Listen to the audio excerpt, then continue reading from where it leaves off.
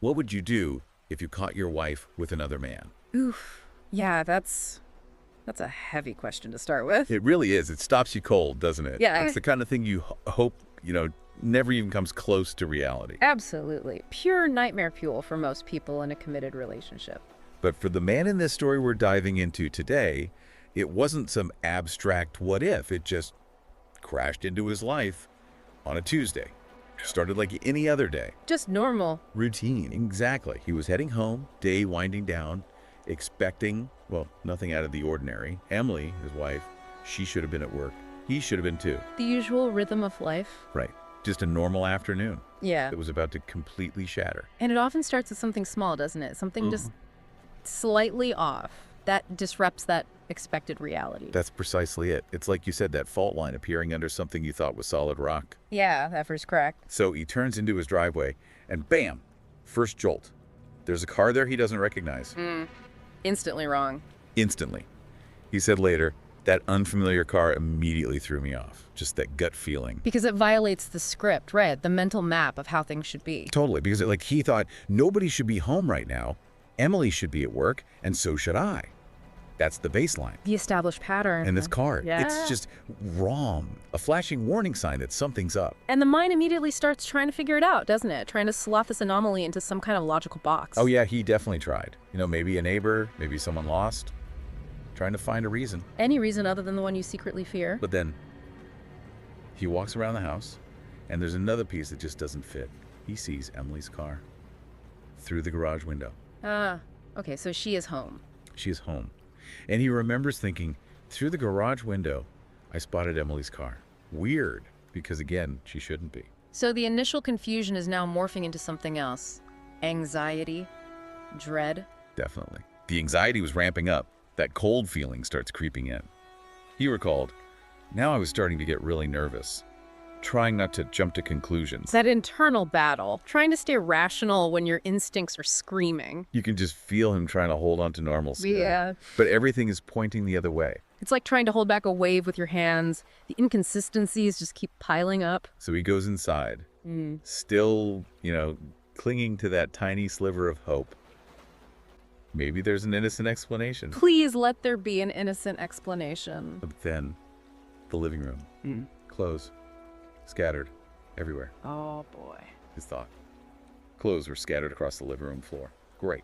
Just great. You can almost hear the sarcasm, the defeat starting to set in. That's a pretty unambiguous sign. It moves beyond weird into something much more concrete. And he knew it. He said later, I already knew what I was about to find. Just chilling, isn't it? That moment of certainty. Awful, but he still hoped. He did. He added, still, part of me hoped there was some explanation. Maybe something that didn't involve betrayal. But deep down, I knew. That deep down knowing, Right. the small details, the clothes, they become symbols. Tangible proof. The house was just quiet. Eerily quiet. He said, I didn't hear anything. No moaning, no voices. Which, ironically, might make it worse in that moment. The anticipation. Maybe. So I clung to the faint hope that maybe, just maybe I was wrong. But I wasn't. He checked the guest room. Empty. Bathroom. Empty. Leaving only one possibility. Only one closed door left. Their bedroom. He walks towards it, and he describes this heavy feeling washing over him, like inevitability. He knows what's behind that door. He puts his ear against it. Nothing. Just silence. Deafening silence, probably, given the storm inside him. Right. Then, slowly, he pushes the door open. And there it is. There it is. There she was, Emily, naked, curled up against some dude I'd never seen in my life, sound asleep like they didn't have a care in the world. Wow, the visual confirmation. That's profoundly traumatic, seeing it in your own bed. The casualness of it, too. Sound asleep. Like it's the most normal thing in the world, just brutal. It shatters trust on the most fundamental level. The ultimate violation of intimacy and safety. And his reaction. It wasn't tears, not right away. He remembers, I backed away, not crying, just angry. The anger kicks in, that cold, hard fury. Yeah. A different kind of energy takes over. He goes down to the garage, opens his safe, takes out his Springfield. Okay. Whoa. Things just escalated. Significant. He admitted, I didn't know what I was going to do exactly. No plan, just raw emotion, but revenge. Yeah, that sounded good right about now. anger as a shield, maybe. A way to feel some control when everything feels utterly out of control, but bringing a weapon into it. That's crossing a dangerous line. A very dangerous line. Yeah. But back in the bedroom, that anger seems to sharpen him somehow. He Yeah. finds the other guy's wallet. Looking for answers. Identity. Yeah. Opens it up. John Stevens. Law firm ID. Oh, so he has a name, a face, context. And more. He realizes figures. He worked at the same place Emily did. Executive director, huh? Impressive. Wow. So it's someone from their professional circle. That adds another layer of betrayal, insult to injury. Absolutely. Makes it even more infuriating, probably. So he goes back upstairs, gun in hand, stands in the doorway, The confrontation is coming. and he announces it. He tapped the gun against the door frame. Once, twice, 3 times. A deliberate signal, no more peace. Wake up call, literally. They bolt awake. Emily gasped when she saw me, eyes wide, color draining from her face, pure fear. And the guy. John. He sat up slowly, blinking. What the hell? He started. But the narrator cuts him right off. Total control assertion. Complete control. Shut the hell up. You talk when I say you can talk. Instantly flips the power dynamic. Tilling, even though he must be falling apart inside, he projects this icy calm. The threat, even unspoken initially, is palpable. Then comes the interrogation. Stark, direct. What's your name? How do you know my wife? Getting the facts, even in the midst of chaos. John stammers. My name is John. We work together. That mundane answer, we work together. So jarring in that context. Right. Then, how many times have you slept with my wife? Oof. Does he answer? 3 times. 3 times. Each answer just another knife twist. And finally, did you know she was married? The answer, yes. He knew. Okay. No ambiguity there. None. And then, the narrator shifts gears. Calmly. Too calmly. Yeah.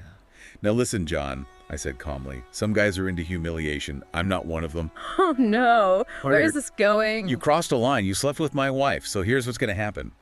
The tension must have been suffocating. I can only imagine. I'm going to crawl over here and lick my shoes. He demands what? Wow. Okay. Humiliation is the point then. Seems like it. He adds, you don't stop until I say so. And if my wife moves so much as an inch, I'll shoot both of you. Clear. The threat is explicit now. Life or humiliation. What a horrifying choice. John must be wrestling with it. Pride versus survival. But survival wins. He dropped to all fours and started crawling across the floor toward me. God. The visual. Gun pointed at his head the entire time. That's it, I said. Nice and slow. Pure power play. Degradation. Total dominance. He reached me.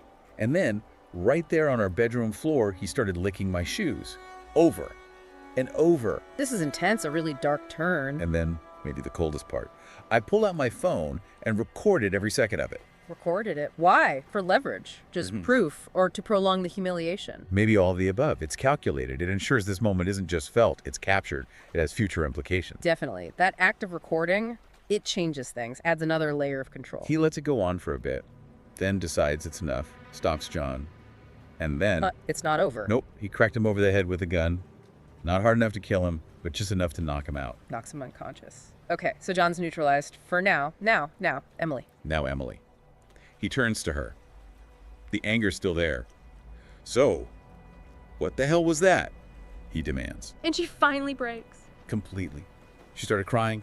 I'm sorry, baby. We worked together for a long time and it just happened. The "it just happened" excuse rarely goes over well. I didn't mean to hurt you. I have no excuse. But I still love you. It's a plea, right? Born of fear, guilt, maybe something real. Hard to tell. Very hard to tell in that moment. Fear is a powerful motivator. Is it genuine remorse or self-preservation? His reaction suggests he's not buying it. Oh, that's rich, I muttered. Just cutting. So she tries another angle. Yeah, she gets desperate, focuses on him. I don't want you to go to jail, she pleaded. This is all my fault. Which, okay, taking blame, but then, please, let's just leave, run away, together. Offering an escape route, but one that maybe serves her too by avoiding the immediate fallout. Seems that way, but he's not having it. Too late, I said. Now you're an accomplice. Drawing her into the consequences of his actions now. That's a heavy implication. Turning the tables, she keeps trying. He meant nothing to me. I love you. I'd go to prison for you if I had to. Then the kicker. I can't promise I'll never screw up again, but I'll try, I swear. Wait, she can't promise she won't cheat again. Only that she'll try not to. That's what stopped him too. He thought, I stared at her. Jesus, she didn't even promise not to do it again.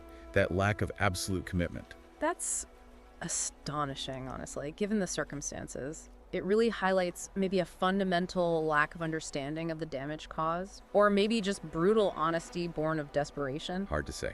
But he admits, still, something in me cracked. Maybe the I'd go to prison for you part. Maybe just seeing her desperation. That little flicker of the past connection, despite everything, it's complex. The emotions are never just one thing in these situations. Right. But his resolve seems to harden again. He makes her wake John up. Back to the guy. What now? Now, the leverage comes into play. The video. He lays it out, again with that chilling calm. All right, John, we've got one more thing to go over. Here it comes. I've set up emails. I said, they'll go out automatically to everyone at your law firm within 24 hours. Unless I cancel them, of course. Ah, the recording. Blackmail. Explicitly. They'll show that video of you licking my shoes. No gun in the shot, just your pretty face. So unless you want the whole office to know what you've been up to, I suggest you keep quiet. Complete control. Threatening his entire professional life and reputation. John must be just broken at this point. Looks like it. No fight left. And the narrator adds one more thing. And, I added, you'll be sure to transfer $100,000 into this account within 3 days. That's non-negotiable. Wow. So it's not just silence, it's financial gain, too. Extortion on top of everything else. John just silently complies. What else can he do? He's dismissed. Now get out of my house. So John leaves, defeated, humiliated, and soon to be $100,000 lighter. The narrator has shifted from pure rage to something much colder, more calculated. Absolutely.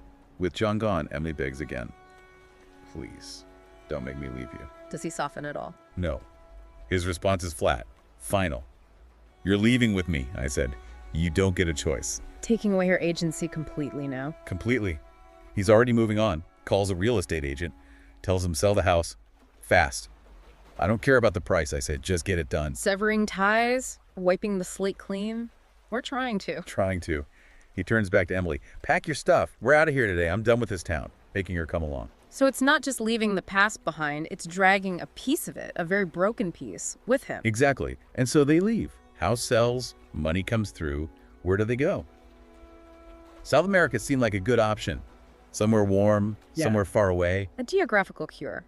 Running away, but can they really escape what happened? That's the question, isn't it? He looks over at Emily as they leave. She looked a little less broken than before, but who could say how long that would last? Fragile. Uncertain. Still, one thing was certain. We were leaving, and nothing would ever be the same. End of the road.